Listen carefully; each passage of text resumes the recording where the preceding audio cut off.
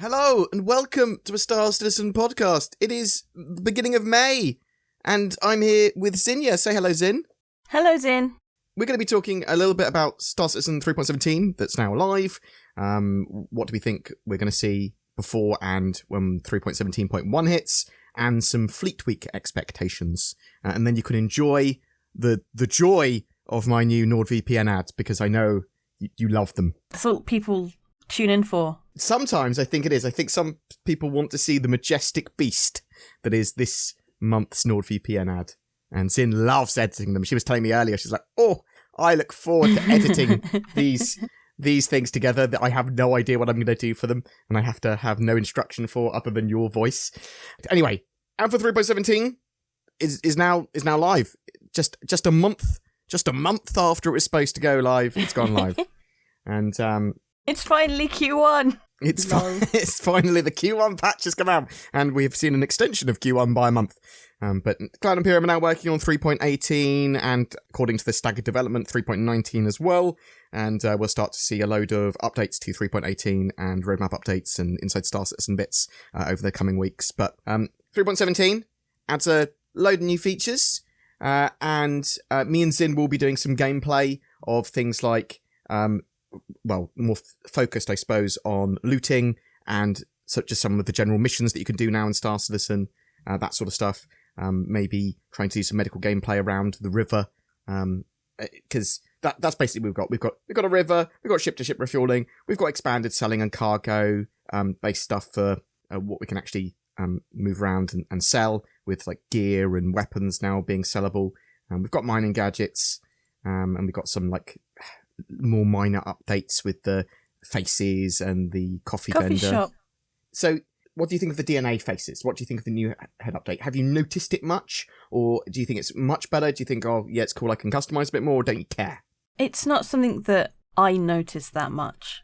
I think they do look better, but I'm not, like, it's not a big thing for me.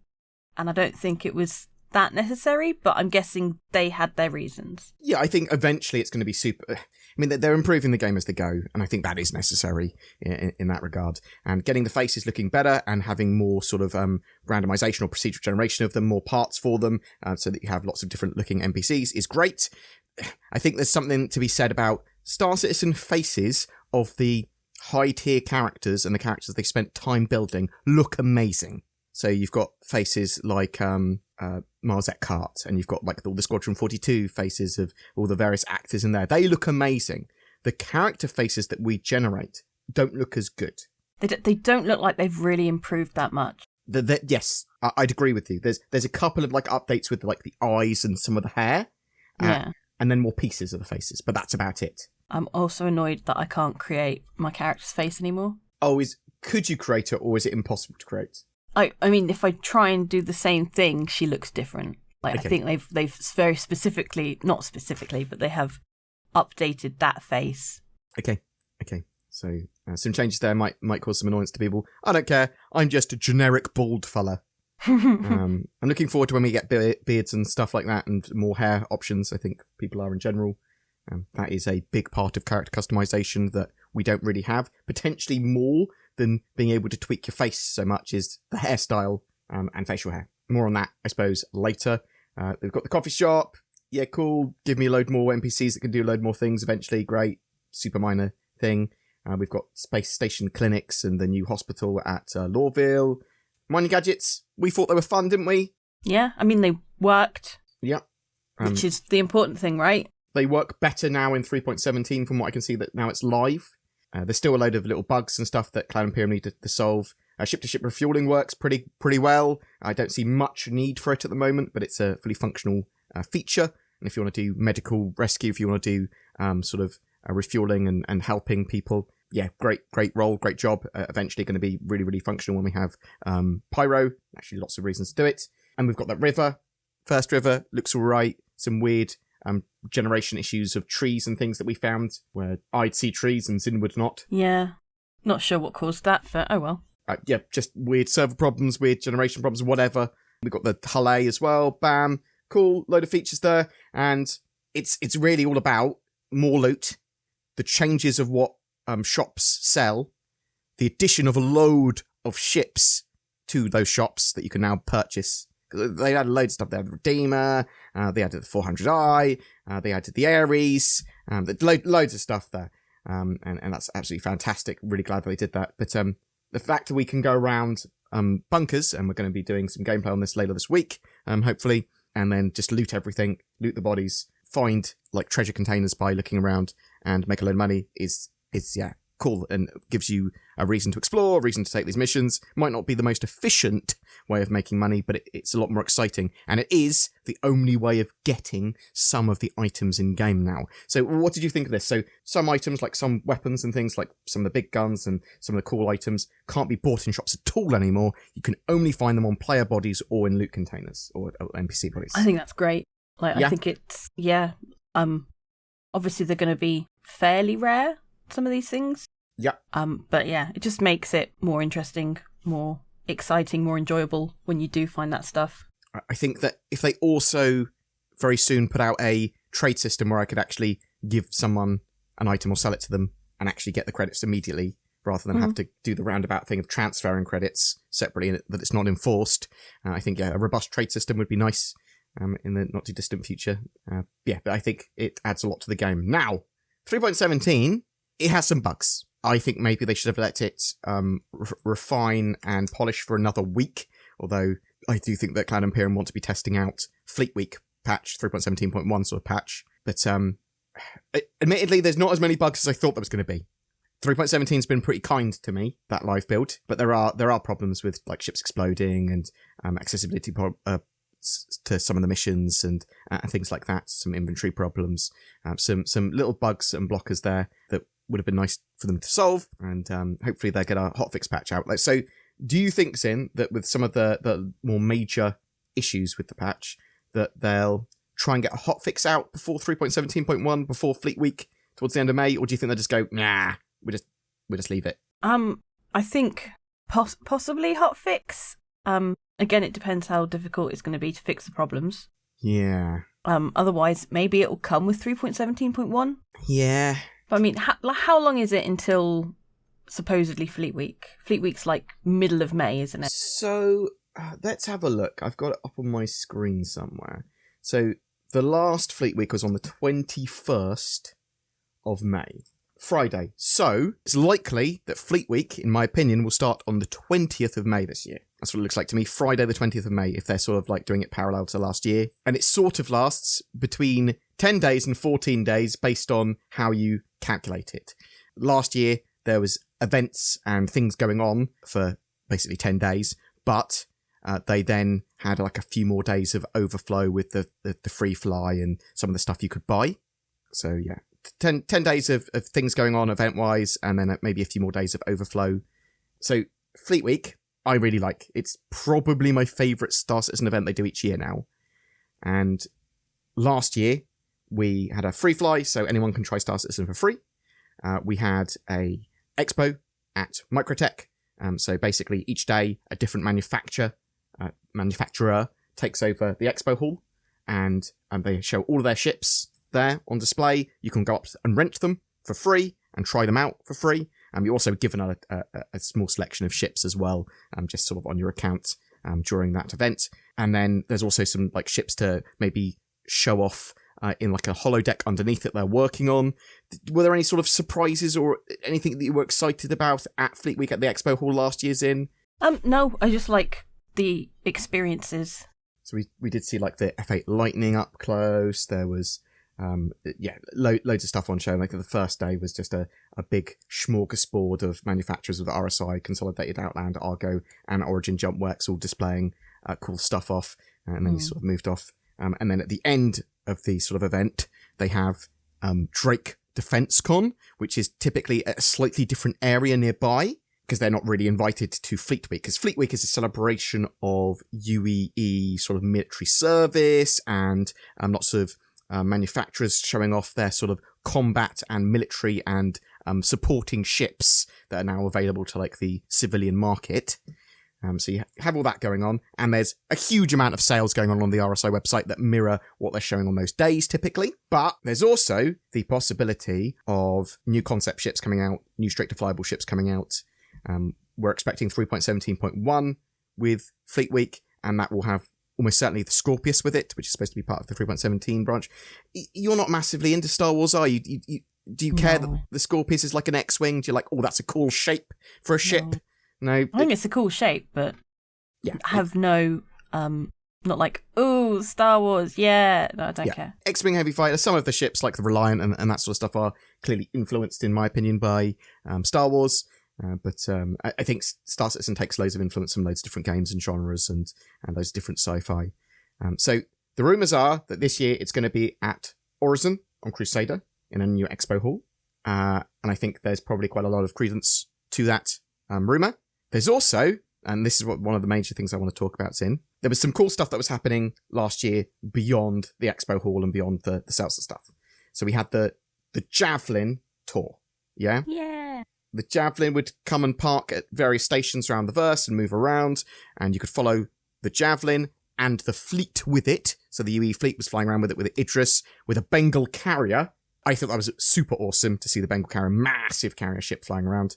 And then loads of cool military ships like the F-8 Lightning and the F-7A Hornet military fighter. So you had this Javelin tour with a load of people doing voice acting there, and you could go around to the interior. Yeah, awesome. Good fun. Now, I'm expecting that back this year. Do you think we're going to get all of that again this year? I'd hope so. Yeah, you don't think they're cycling any of it out? At least. Yeah. And that's where I'm coming from as well. So there are rumours that there are some other bits on the cards. So some missions maybe, some FPS-styled gameplay around Horizon, around nearby the Expo Hall on some floating platforms with various objectives that might be happening around the same time. It looks like a limited event. It might not happen. It is just rumours and leaks at the moment. But you can potentially expect some FPS combat and some PvE-style gameplay. It looks PvE. So that would be interesting if they add some cool stuff like that. And we do know that they want to expand out the Horizon area, and they've been working on various buildings and interiors for Horizon and some other places as well. So do you think that's viable to do in such a short time? Because they haven't started testing, as far as I'm aware, haven't started testing at time of recording, 3.17.1 or the Fleet Week patch. Do you think they can get something like that out? Oh, don't know.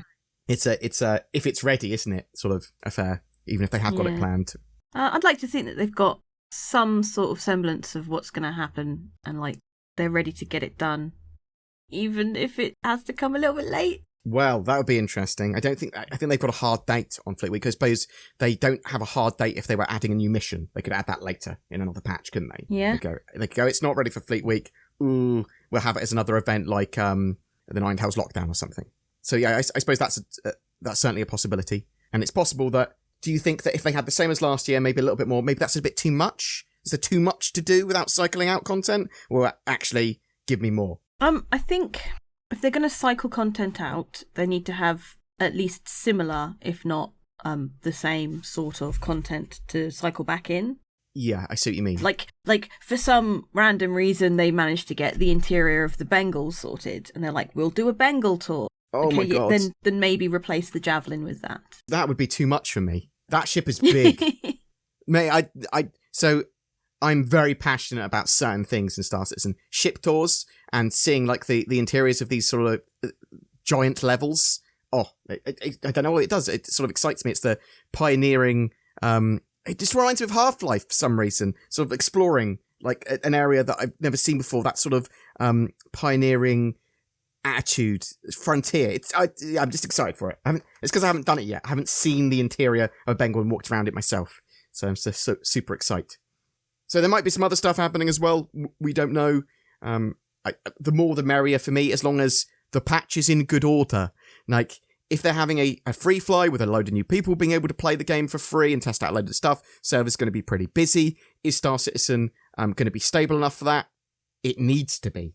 Yeah. We don't want two steps back, do we? That's this sort of stage. Patch seems all right, though. Just it needs some bug fixes. What I did want to talk to you about as well, Zin, I've had a couple of emails now about Drake Mule. Oh, yeah. Yeah, so it's something that might come at DefenseCon, and people are thinking that it's some sort of single-seater ground vehicle or small ship, but it sounds like a ground vehicle being called the Mule. Yeah. And I'm thinking, based on that, it would probably be, well, because a Mule is a beast of burden, it would be like a cargo ship or a tractor beam-based vehicle, something like that, because that sort of makes sense, right? Yeah.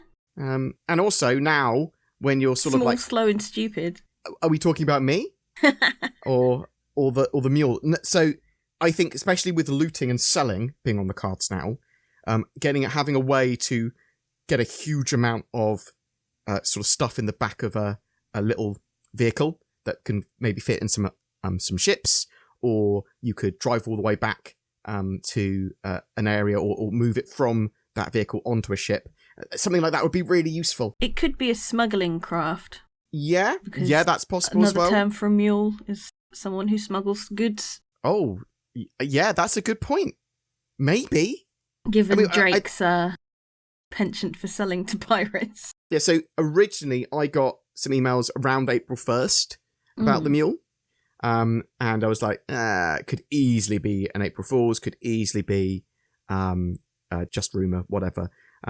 But I got some stuff more recently again about it in DefenseCon, and I went, it's a maybe. It's a rumour. We don't know. We know that Cloud Imperium have got a load of unannounced ships that they're working on, some of which are going to be concepts, some of which are going to be straight to flyable, and the Drake Mule makes sense for something that we could see at Fleet Week's DefenseCon. But I'd also probably expect something else straight to flyable or concept during Fleet Week from one of the other manufacturers. And there's a load of stuff that they could do. I mean, we do know there's a huge amount of work going into mining, refining, and industrial gameplay at the moment. Do we need any more combat ships at the moment, Sin? Why not? Why not? Yeah, more the merrier, I suppose. I'd like to see more industrial and economy-based ships and things. The thing is, a lot of them are waiting for the tech to be ready.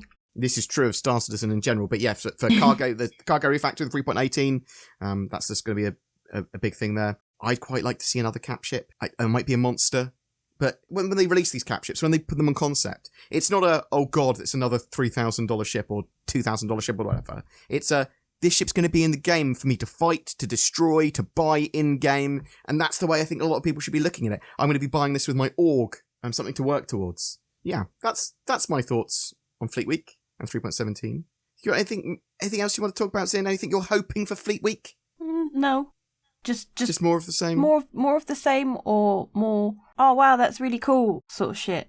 The Javelin tour was like really good. It was. And watching the Bengal carrier fly around was really good. Even missing the Javelin tour was good. Like having to find where the fleet was, get there in time, find what strut it was on to actually get on board. Oh, is it going to kill me when it flies off? No, it's just put me in prison. So it was illegal for me to stay on for this tour. And I am very much, we will be covering how much money Star Citizen makes from Fleet Week, because I do think it's going to be record busting. This is going to be almost certainly another record breaking year in Star Citizen finance. Even though there's a lot of transitionary stuff going on with Cloud Imperium moving to a new studio, the possibility that we might not have a physical CitizenCon again this year, I still think it's going to be a record breaking year, and then herald into the next year when their new studios are like going, and then they can have this massive CitizenCon event. They can have the UK at the centre of a lot of this stuff. They can have a huge amount sort of more content being shown. So I'm really looking forward to next year now. But this year's heralding a lot of that change and a lot of those updates. Anyway, I had a nice little ramble. I'll let you guys enjoy my new NordVPN ad that Zinnia has painstakingly crafted. And make sure you like, subscribe, tell us about comments of things you'd like for us to discuss in future, and if there's anything in particular you'd like us to cover at Fleet Week or in Alpha 3.17, and if you think there's going to be hotfixes or if they're just going to move straight onto 3.17.1. Say goodbye, Zin. Goodbye, Zin. Thanks very much for watching, guys. Very much appreciated. You take care, and I'll see you in Fleet Week. Peace. I saw NordVPN once. I was in a forest, late at night. I'd got lost, and then I heard it, an unearthly sound as if the wind was talking to me. NordVPN.com/BoredGamer. Then I saw him run at me. He was so free, almost as if he could be anywhere in the world. America, France, Australia. He was so secure, protected in layers of encryption that I could not even fathom. So majestic. Well, I heard that NordVPN was as big as a bear and could kick your head off. I've also heard that, which is why, just in case, I go to nordvpn.com/BoredGamer to appease the beast. You can find links to that down below. If you're looking for a new god, why not try NordVPN? Every month we have a ship giveaway. This time for May, to celebrate Star Citizen Alpha 3.17's release, we're giving away 3 prizes to 3 separate winners. An Origin 100i luxury starter ship, a consolidated Outland Nomad versatile freighter, and an Aegis Avenger Titan multi-role ship. They all come with lifetime insurance and access to play Star Citizen. To be in for a chance of winning one of those 3 prizes, just comment on any of my videos made during May. More details in the description below. Thank you so much to everyone that watches, shares, comments, and likes my videos. It really does help the channel grow. Be sure to subscribe for more content. If you would like to go to the extra mile in supporting the channel, there is Patreon links below. There's a join button under my videos as well on YouTube that makes you a highly elite channel member with some extra perks and exclusive content. There's also the thanks button, which straight up gives us money, and you can leave a highlighted comment. Thank you so much for watching, and I hope you have a great May 2022.